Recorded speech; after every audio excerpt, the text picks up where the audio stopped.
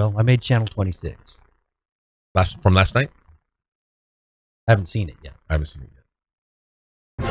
And good morning. This is Eric Rollins, the Constitutionalist, here on 1550 KXEX, the best talk in town.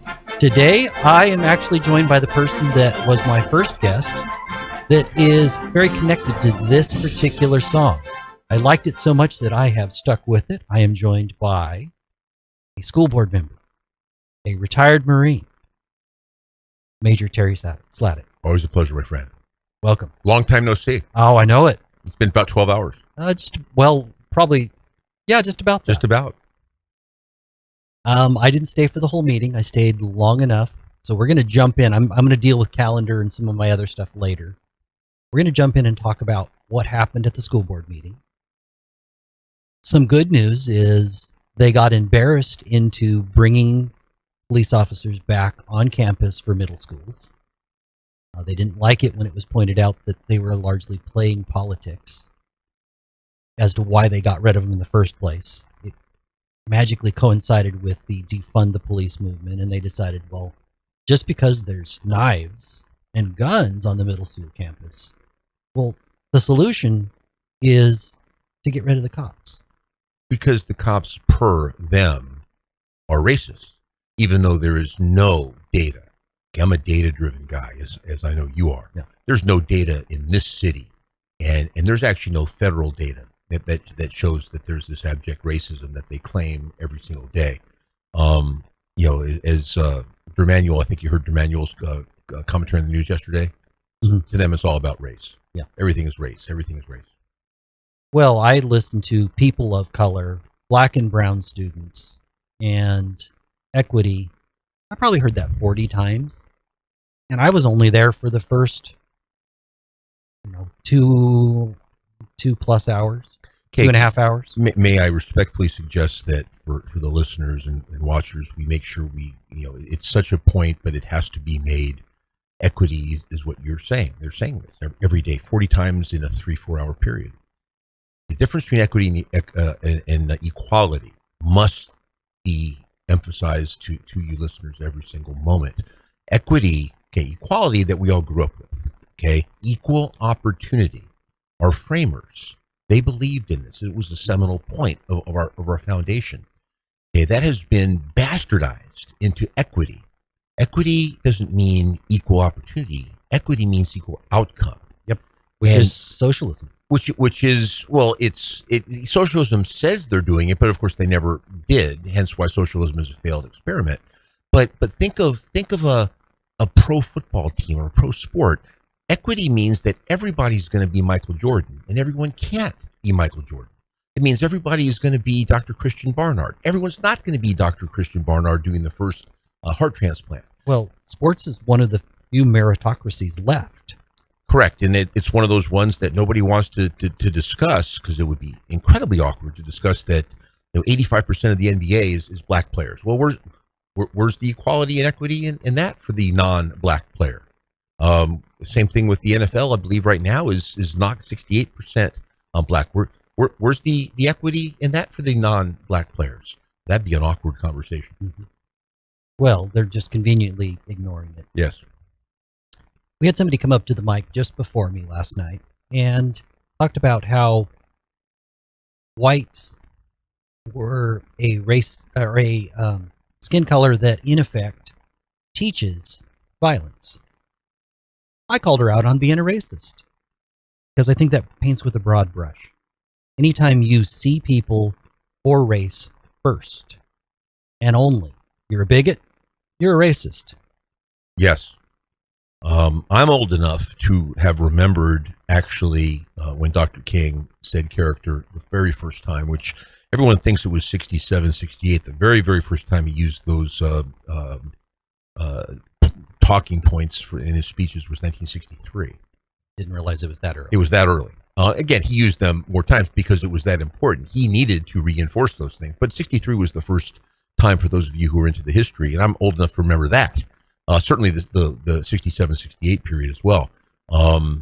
It's simply, again, I don't care if you're a white person who thinks that people who aren't white, or a person who isn't white thinking it's a white. This is the most ridiculous time in the history of this country. Everyone is who is so disposed is making this a everything is based on race. And I've said it, and I'll say it before, that the people I serve with on this board are the most vitriolic racists I've ever been associated with in my life. And I grew up in the Deep South. And I spent, there's an awful lot of racism in the Middle East for obvious reasons in the Arab-Israeli conflict. This is more vitriolic than that. Don't doubt it for a second. Right. I'm pretty darn sure that our humanity is more than skin deep. More than our skin color. I will confirm for you that is the case. That is the case. I was pretty sure. I had it was a sneaking suspicion. Right. So, why isn't equity more than skin deep? Yeah, equity is simply the buzzword for the political narrative that these radical leftists, or as I love to say on one of your fellow shows, Mr. Carey, radical leftist race-hating victimhood proselytizers. Yeah, that's what they are. Every day of the week, and after 4 years of this, I can't. I can say that I'm so offended by what they say to each other in closed session. I can't ever tell you what it is, but I can say that it's so beyond the pale that if you knew what I knew, your head would absolutely explode off your shoulders right now from the closed sessions. From the inside, having been to numerous Fresno Unified School District board meetings, I am quite positive I see race first. My second speech was going to mention that anybody that has more than one kid will instantly know. You might love those kids and want the same opportunity and demand that they're seen the same in the eyes of the law, but they're not going to end up in the same place. Wouldn't that be anti-equity? They have different skills and different gifts. Having 4 children myself, I know that you are completely spot on, correct. And my 4 children are within 5 years of each other in terms of the birth dates, and they are all completely different. Yep, all unique individuals. Correct. So you want equality of opportunity. I want equality of opportunity. Correct. You are a noble man for a noble cause, and you do not push your political your political narrative is that. Their political narrative is everything is race-based. Mm-hmm. Again, I've been to this I believe back at the cocktail napkin is my 87th board meeting. Oh. And as I love to point out, I am the only trustee in this cycle, my 4-year cycle, to not have missed a board meeting. So nobody can say, oh, you must have missed that memo or that whatever. I have heard every word for 87 board meetings in the last 4 years, and everything is race. But that one of the things I love to point out, we're a majority minority, which is get your mind around that. The majority of the people that live in this city, and then the majority of people that attend school at Fresno Unified are of a race other than Caucasian. So why are we even making this? I believe off the top of my head that black people constitute 9% of Fresno Unified School District kids, and white people constitute 9% of Fresno Unified. I'm not surprised. Kids. I didn't know it was quite that. Right, and Hispanic is obviously the vast majority, but they're obviously very prevalent Asian. But we are a majority minority city, a majority minority district. But they're always going to find these radical leftists on this school board, some corner that hasn't achieved that. And one of the latest ones is, well, we don't have enough. We don't have 60% of our school principals are not Hispanic, and 9% of our school principals actually we're just shy of 9% being black, but we have too many white school principals. So that's okay. Yes, but I believe that they will always move the bar, no matter what. They're never going to be satisfied until that's correct. Only their political opinion exists. Well, that's correct. And their way, in the meantime, is to move towards a racial construct. Mm-hmm. But the thing that I want everybody to also understand is we have, by my count, 1,215 school districts in the state. This is the only one. We're the 3rd largest in the state, 20th in the nation. But in the state, we're the only one that I can find, certainly in Central California, that has made it virtually impossible for the citizenry to be heard. You know personally that if you had stayed to make your comments to the board last night under the what's called unscheduled oral communications portion. They've moved this just in the last year from the beginning of the meeting to the end of the meeting. And this meeting was structured in such a fashion that those folks who wanted to stay, and God bless you guys who stayed to the end, it was 10:30. Yeah. And some of these people, obviously school is out, but some of these are school-age children who have to go to class the next day. And it just is, if anyone is not looking through the blatant transparency of, this is simply a means to quash, hearing the citizenry.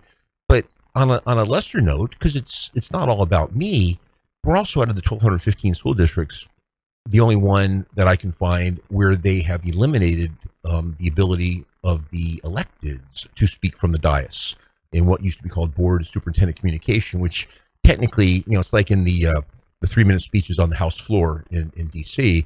Yeah, you're saying Mr. Speaker, but you're really speaking to the world. Right. And so you can only speak during scheduled things. No, you can't bring up any issue. You cannot bring anything, and that's that Brown Act stuff, and it's the law, and I will follow the law, that you can't speak on anything that's not on the agenda. Well, until last night, there was never a police thing on the agenda now for quite a number of years. Right. So I couldn't sit there and go, Mr. Superintendent, the outrageousness of not having police, blah, blah, blah, blah, blah. So we're the only one that has removed the ability, but, I creatively circumvented that fairly recently by going out and signing up for a speaking slot as a citizen. But if that's the only way to get my voice heard, I'm happy to do it. I'm not going to do it every week because it kind of loses the impact. A lot of the conversation that went around approving the police department to come back in and actually protect our kids shocked me. The newest trustee, Levine, he talked about, well, we don't want the police interfering if it's a fight, but nobody's getting hurt. And I went, clearly this man has never been in a fight and doesn't understand what a fight is. Well, that was Orwellian doublespeak that the radical left obviously embraces. It's like, well, if no one's getting hurt, if there's a fight where no one's getting hurt, well, if a tree falls in the forest, Eric, and no one's there to hear it, does it make any noise? That's where I'm going with this, yeah. And I know you would get that. And I mean, this is the absurdity of this radical left era and this radical left board. If two kids are fighting and no one's getting hurt, should the cop intervene? That actually does go really high up on the list of absurdities in my 87 meetings. Mm-hmm. Thank you. Yeah, that was just baffling to me. Yes. But he's, exactly a mirror image of the rest of this board. Mm-hmm. That's why he got elected, unfortunately. Well, he was backed by the teachers union. That should tell you a whole lot about where this board is coming from. They don't care about educating kids. They care about a woke agenda. Right. They think that's more important than teaching kids to read. Yes. It's that simple. And matter of fact, if we looked at priorities, it's like, yeah, we might get around to educating the kids. Right. Eventually, sorta. But what about gay pride? In the meantime, it's social justice. Social justice every day and twice on Sunday. Mm-hmm. Now, I have no problem with the concept of social justice. But if Johnny can't read, write, and do math at anything resembling grade level, nor can Susie, then social justice is all for naught. As you and I have discussed, in the Fresno County Jail, we have 2,500 inmates that Sheriff Mims has proven for 16 straight years read at the 4th grade level. Okay?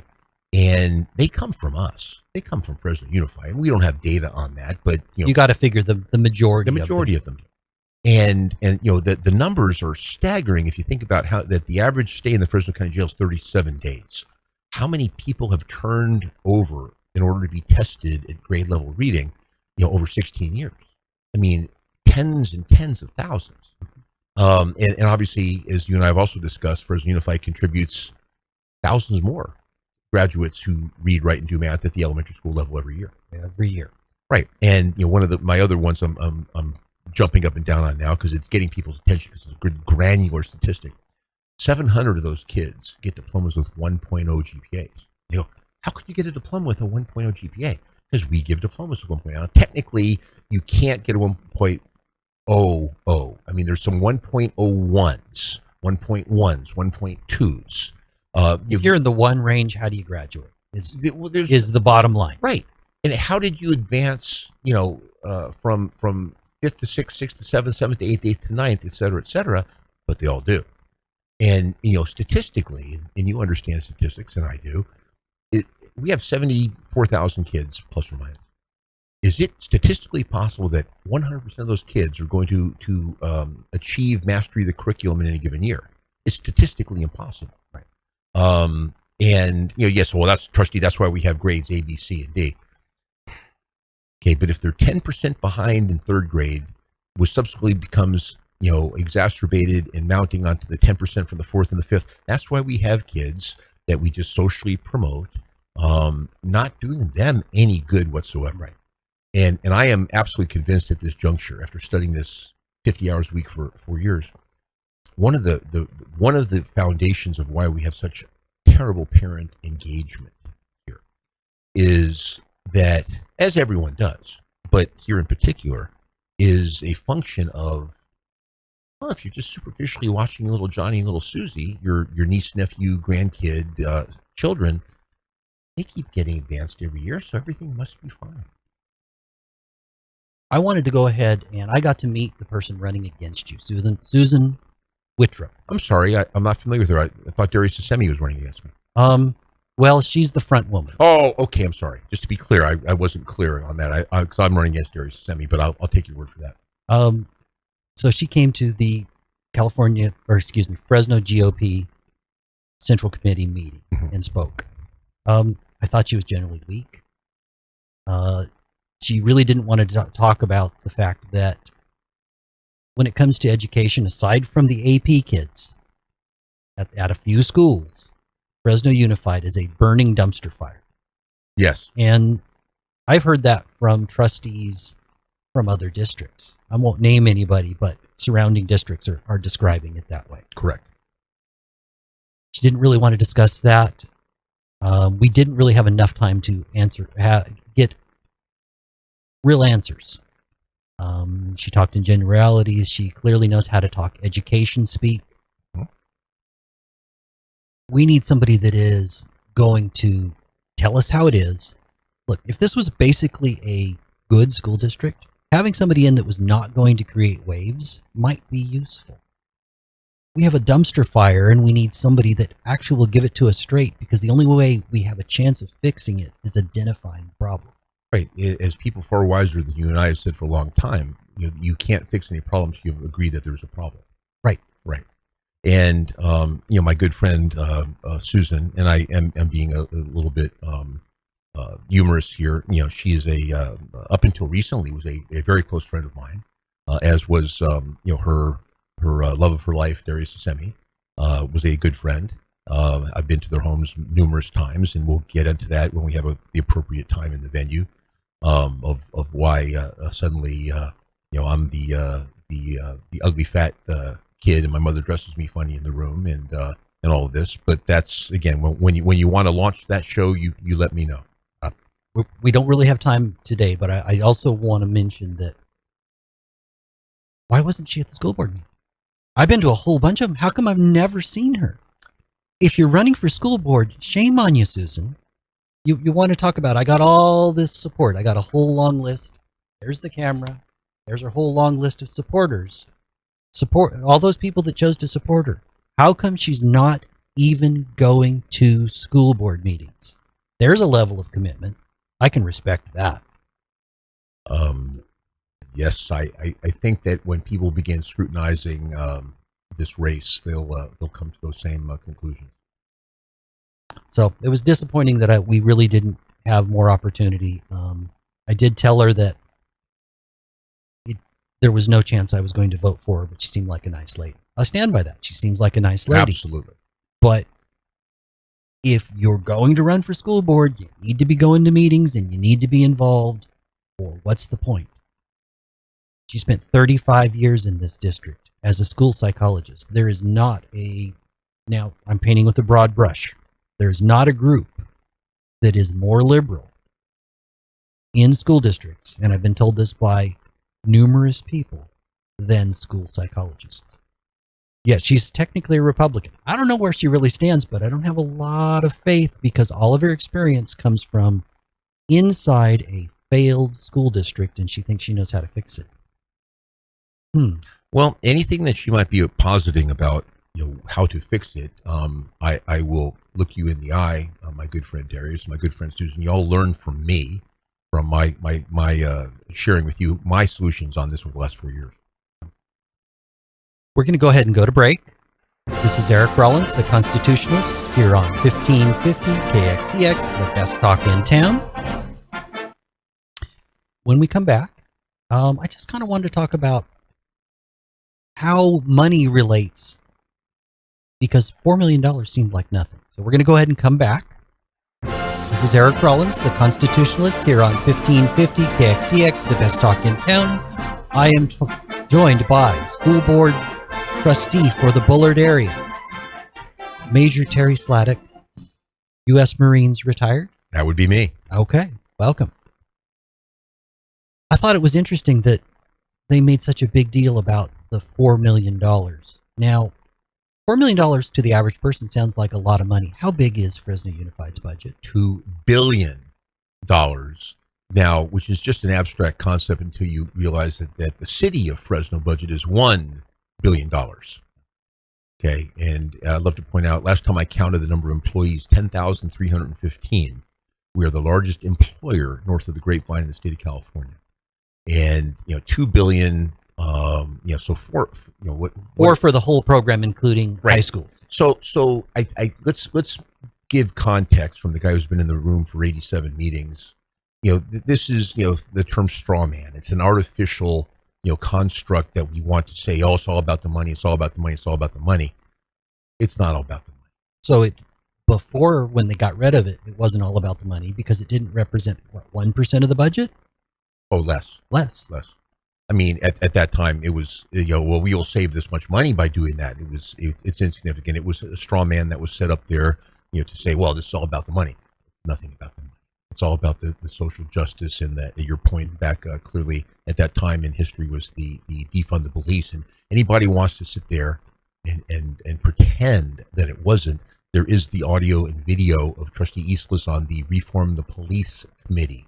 She was the school board member sent to the Reform the Fresno Police Committee. I don't know if you had any dealings with that. I managed to avoid that. Okay. But so, all of her stuff is on record about, cops, being, must be in short pants and T-shirts with no guns and no badges. Yeah. Things of no that uniform. No. They were concerned that they were wearing pants that had extra pockets. That was ridiculous. It's so ridiculous because, a cop on a campus is a deterrent. Okay, are they the perfect deterrent? No. Short of Fort Knox or Pelican Bay maximum security, there is no way to be 100%. A cop's a deterrent. I love to analogize it with when you and I were growing up, that don't steal my car device called the club. Okay? Was the club impermeable? No. The club just simply made the random car thief go to the next car. Right. Okay. Because it was easier. Because it was easier. You didn't have to pull out the extra tool and spend the extra time. And the Deputy Chief Reed, who spoke for PD at this meeting last night, made a great point. These cops come with the black and white cop car with the lights on the top that's parked out in front saying, cop here right now. Mm-hmm. Okay. That is deterrent. Now, people, well, in Uvalde and in Parkland, the cops did nothing. And the club was defeated and cars were stolen too if somebody was properly motivated. And I had a buddy a Marine Corps buddy who had actually been in the Secret Service and gotten out, was with me in Fallujah. And the Secret Service well knows, and I'm sure you've heard this adage, anyone can kill the president if you're committed enough and willing to give up your life. Okay? And smart and committed and willing to give up your life. Anyone can shoot up a school if you're smart and committed and willing to give up your life. It's just a question, we want to deter that 99.9999% that aren't that committed and smart and things like that. And if they are, that cop will take them down early on in the process. Let's hope. Yes. Let's hope. Was there any discussion, because I essentially left after that vote, which was still 8 o'clock, somewhere in that range, 8:30. I didn't get home till I talked in the parking lot for a few minutes. I'm not quite sure the timing. Was there any discussion on hardening the schools? Not just having officers there, but there's schools are wide open. Wide open. The short answer is no, there was not. So again, everything was this defund the police remnant from 2 years ago, just simply raising its ugly head.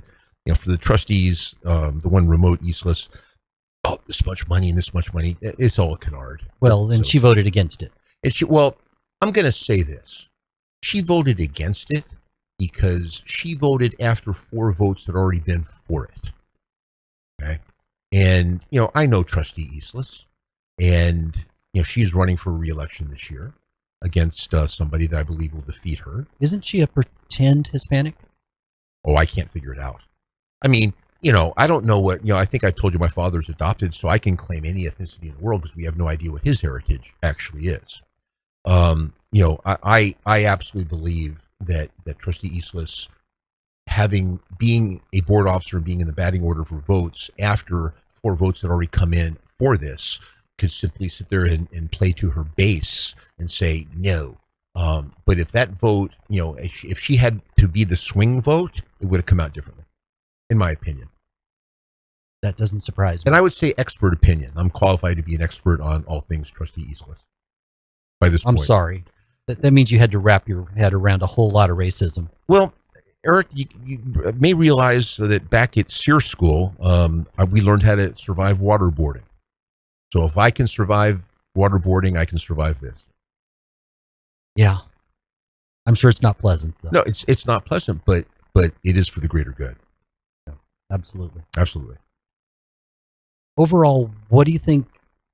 Do you think there's any chance that they'll actually ever have a school board meeting where they discuss learning loss and how to get the district back on track with things like reading, so that, I don't know, if you can't read at let's say 6th grade level. If you can only read at a 6th grade level, you have trouble reading a job application and filling it out. Correct. Meaning you're probably not getting any good job. You got very, very limited jobs. How come they never discuss it? How come nobody can get that on the agenda? Well, the only people who can get it on the agenda is the board officers and the superintendent, even though there are board bylaws that allow you or me as a non-board officer to put something on the agenda if the board president deems it, and I quote, within the purview of the board. But as I think you're aware, several months ago, I submitted getting cops back on our campus for an agenda item, and it was deemed to be not on the purview of the board. Wait, didn't they just...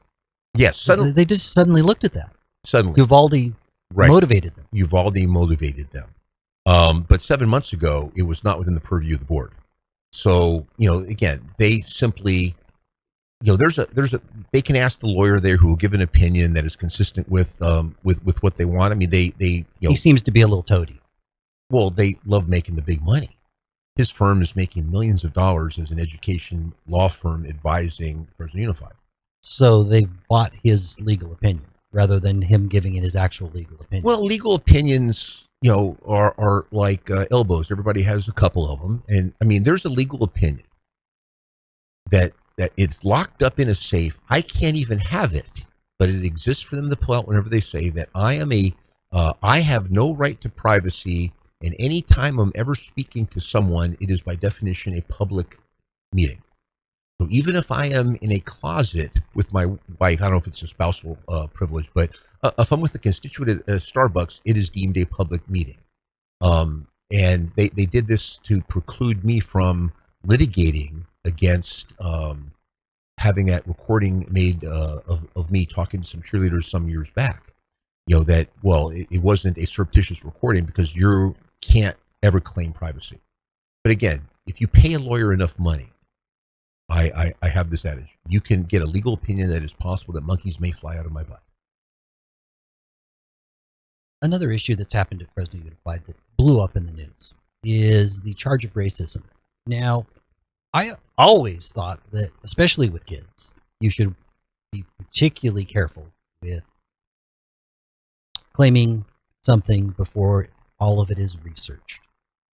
Now, the superintendent came out and mouthed off.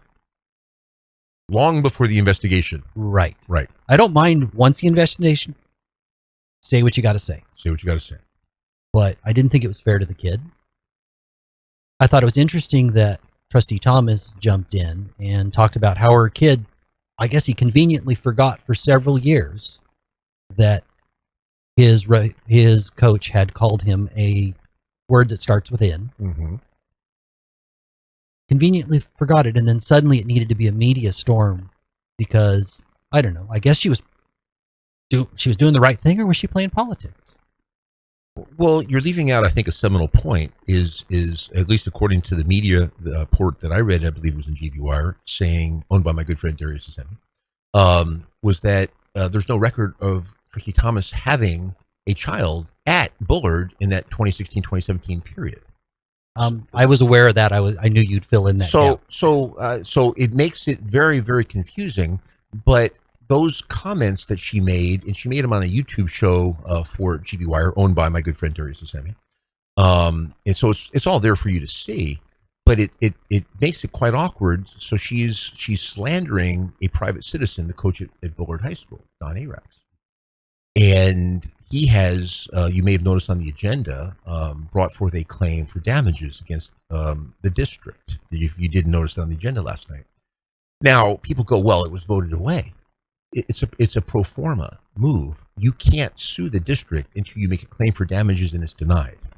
So people were writing me, it's like, oh, you guys made it, voted it away. But it's simply a pro forma approach. Check the box before they can sue us. We have to deny their claim. So now, get ready for the litigation to begin. Any final thoughts? Because I know you have to go a little bit early. I do, and I appreciate your flexibility on that. Just the main takeaway is this board is the only one at 1,215 in the state of California, as far as I can tell, that makes it virtually impossible for citizens to speak by making it 10:30 at night by the time you get a chance to speak to the board, number one. And it's also the only one that has eliminated the elected people's ability to speak on their own subject matter to the superintendent and the world during the meeting. That's if that doesn't show the fascism of the radical left saying we're going to do everything we can by using our rules to eliminate your ability to say anything we don't like. If you're not, you think this is as egregious as I do, you're not paying enough attention. Please pay attention, folks. We need you at those board meetings. We need the parents, to make these complaints. Absolutely. Absolutely. Thank you, my friend. I thank you. Thank you for joining me. Always a pleasure. We're going to go ahead and go to break. This is Eric Rollins, the Constitutionalist, here on 1550 KXEX, the best talk in town. When we come back, I'm going to be flying solo, so that'll be a little different experience. I look forward to it, though. So we're going to go ahead. Oh, I want to say thank you to all those people that are watching on social media. This is a calling. I don't get paid to do this. I actually owe the studio money, which is good. I appreciate the opportunity. I appreciate the chance to express my First Amendment right. I am essentially a conservative true believer. So if you please like. If you subscribe, please subscribe if you believe in what I'm doing. Let's go ahead and go back. This is Eric Rollins, the Constitutionalist, here on 1550 KXEX, the best talk in town. So we handled things a little out of schedule because I had some unexpected kind of little blips in the show today. Hopefully I will get the guest I had scheduled back. I'm not sure. He's running for state senate. Good guy, but something happened. So we didn't deal with calendar. Thank you to Major Terry Slatic for stepping in last minute. I usually do my calendar, so here we go. Tonight, we have a Clovis chapter meeting of Constitutionalists for California. It is the 16th, and it is at 6:30 p.m., so it's Thursday night. It's at the American Legion Hall. We have lively discussions. We sometimes have speakers. No speaker tonight, but I think it's useful to meet like-minded people, to have real discussions so that when you go out, and you need to go out and talk to people, you are better at expressing yourself. You've thought through the idea. If we don't get out and speak to our neighbors, our friends, our family, our church, and defend American freedom and the American way of life, we're going to lose it. And I truly believe that. And it saddens me to say that, but I don't see any other alternative. We have to step up. There's a red wave coming, but California, there's not a red wave coming. I'm hoping there's going to be some signs of hope in this next election, but we got to change local. And the fact that people don't show up for primaries but only show up for the bigger election, that's a big mistake, folks. It's now so incredibly easy to vote. Even if all you wanted to do was drop it in the mail and not vote, at least they couldn't take that ballot. You now would not have a vulnerable ballot because they need a ballot to be able to find a way to cheat. So your ballot would no longer be in the pool even if you refused to vote. That would be better than nothing. But when we get to primaries, here's your chance to pick who should be the leader, who should step up. Do those people have good values? Will they do the right thing? Do you agree with their perspective? Well, the primary is when we hash all that out. The general is just down to two choices. This time it looks like it's mostly going to be the Republican and the Democrat. But which Republican or which Democrat we choose happens in the primary. Folks, please vote. Next event, Sunday, June 19th, From 2 to 4 at Blackstone and Nice, there's a medical freedom rally. I really think that medical freedom is essential. You don't have the right to say what happens. Then do you have medical freedom? Now, I see abortion is a little different because you're involving two lives. I get that the left looks at that as just a tissue mass. I don't. So you've got two lives, and you've got to think about the freedom and rights of both of those unique individuals from my perspective.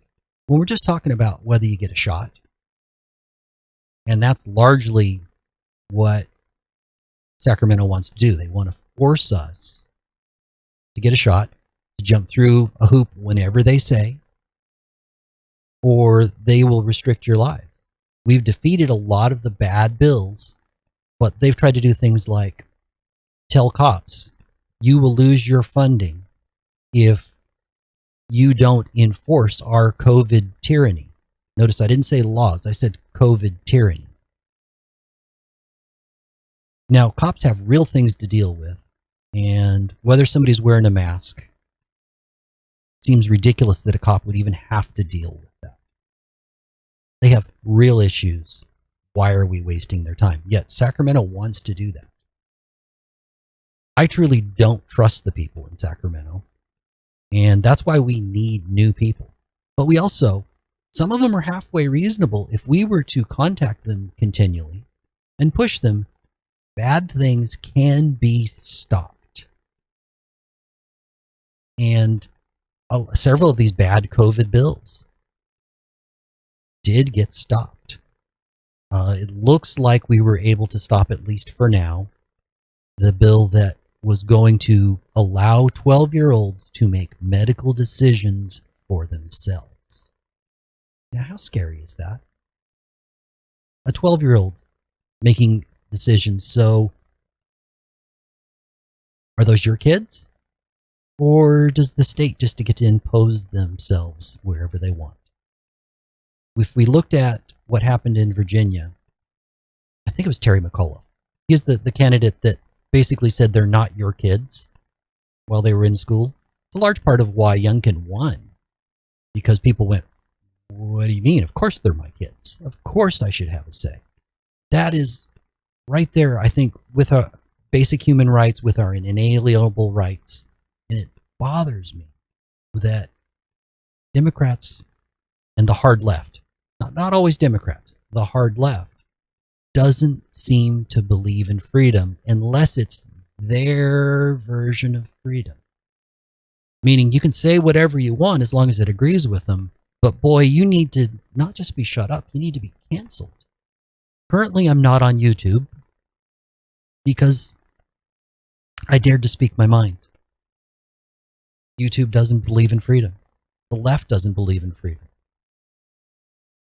Dan Bongino frequently talks about having an alternate economy, a place where freedom can reign.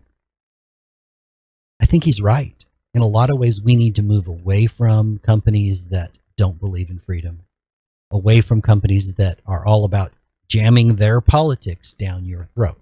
Disney being a great example. You know, Disney lied about that bill, saying it's the Don't Say Gay bill. All it said was, don't talk to young kids about sexuality. Any type. Gay, straight, whatever. And Disney has suffered a price. We need to continue to do things like that. My final event is Thursday night. We have another meeting of constitutionalists in Clovis at the American Legion Hall. I really love the fact that it's such a grassroots thing. So I'm going to go ahead and talk about not just my group, but also the Kingsburg group. Constitutionalists is a group of people that are generally conservative, but not all of them. We have some libertarians that believe in the First Amendment. They believe that you have the right to say things, even things they don't like. What a crazy thought. Instead of labeling it as hate speech, they'll just disagree with you. And we are able to then have a reasonable conversation afterwards. Sometimes people get bent out of shape. That's how it is. You're discussing politics. The group is about preserving rights, educating people, and moving that to action. So there's some real differences between the Kingsburg group and the Clovis group, but we're brothers. The Kingsburg group goes about that by regularly having speakers, and I think that's really useful. Sarah Hacker will be speaking, the 21st in Kingsburg at 15,000 Rose Avenue, so June 21st. She just won the DA position for Kings County. The reason I think that's so useful is you get to know the politicians. You don't even have a seat at the table if you don't know your local elected politicians. And politicians kind of have a reputation for being a little slimy. I don't think that's fair of all of them, but there's a lot of slime there. But there are also some people that can be reasoned with frequently. So if you know your elected representatives, you have a seat at the table. You can have a conversation. You can push them towards what you believe is the right thing. And I know some of you are like, oh, that's a lot of work. Oh my God, that's a lot of work. Well, yeah, with freedom comes responsibility, and it is a lot of work. And I think that work is worth it. I value freedom and liberty probably more than just about anything. I'm a small business owner. I am exceedingly independent. I'm living the American dream. I truly consider myself fortunate. And I consider myself fortunate that I found constitutionalists, because here are a bunch of like-minded people. That gives me kind of a fellowship. That gives me a strength. And that's why it's so important to find your place, to find your group, and use that group to help propel you to action. When I start talking to people on the street, what I constantly hear is, oh my God, what do we do? Well, we don't do what we chose to do in this last election, which was most of us chose not to vote. We don't just let Sacramento choose what's happening next. When they're doing something bad, they need to hear from us. Please, folks. Now, I don't want to leave you with no hope. I want to point out that there's a lot of people just like me that 2 years ago, or a little over 2 years ago now, at the beginning of COVID, we weren't awake. We're awake now. And it's on. Because I'm going to do everything I can to defend liberty. And I can say the same thing about my brothers and sisters in constitutionalists. And we're not the only grassroots group. Each one of these grassroots groups that have appeared from nowhere, all over California, they're all points of light. Find that point of light when we get to the point where we start to work together, which is really difficult with conservatives because we're pretty independent. We're pretty like-minded. I think that we are going to be able to change local. Thoroughly believe that. I have a lot of hope for Kings, Tulare, and Fresno counties uniting and changing local. But once you change local, guess what? It's time to dream. And part of that dream for me is maybe we have some semblance of balance up in Sacramento. When we look outside the state, there are points that give us real hope. A recent one, there's a woman that was just elected in Texas.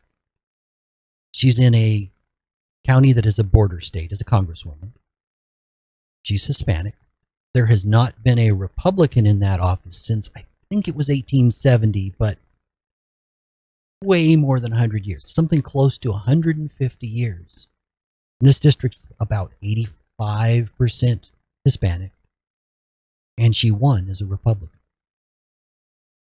People are waking up. It's just a little harder here in California. Now, we did have some points of light. It looks like in every single statewide race, there's a Republican running. Well, as bad as it is, in many past years, the top two people, because we have a jungle primary, were Democrats. It's not the case this time. Now, I'm not real hopeful for governor, but I am for controller, Lonnie Chin, and that's the man that does audits. You think if some things got audited, like what happened with Newsom and all of those, I'm drawing a blank, all of those checks that went out to everybody, the unemployment checks, and all the fraud that happened there, you think if we had a controller and that got audited, there might be some light?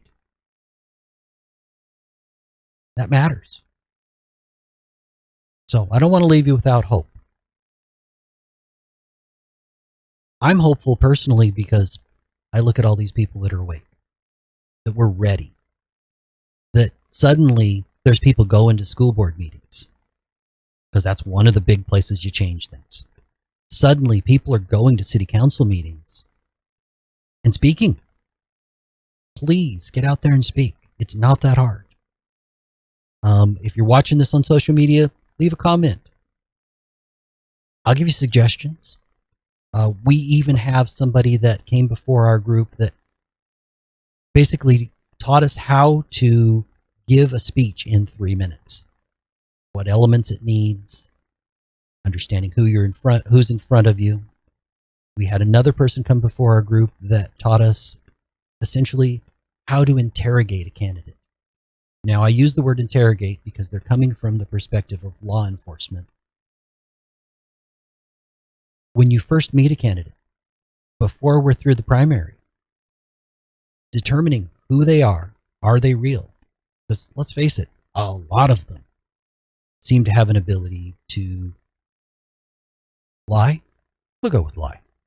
And they're not genuine. So if they're not genuine and they don't believe in what they're doing, or they're not firm in their positions, but they're all kind of slimy, chameleon-like, you need to figure that out beforehand before you jump in and give them your support. How many times have you gone to the ballot box and went, oh my God, I'm going to hold my nose and I'm going to vote for this guy? Well, I'm tired of doing that. So I've gotten involved at an earlier stage trying to meet these candidates, seeing if I can't eliminate some of them and highlight the good ones. Now, we all need to be doing that. I really thank you for this time today. Very different experience being on just by yourself. I hope that all of you look into your hearts, find your place, get involved, because this is a great country. This is Eric Rollins, the Constitutionalist here on 1550 KXCX the best talk in town. And that's a wrap.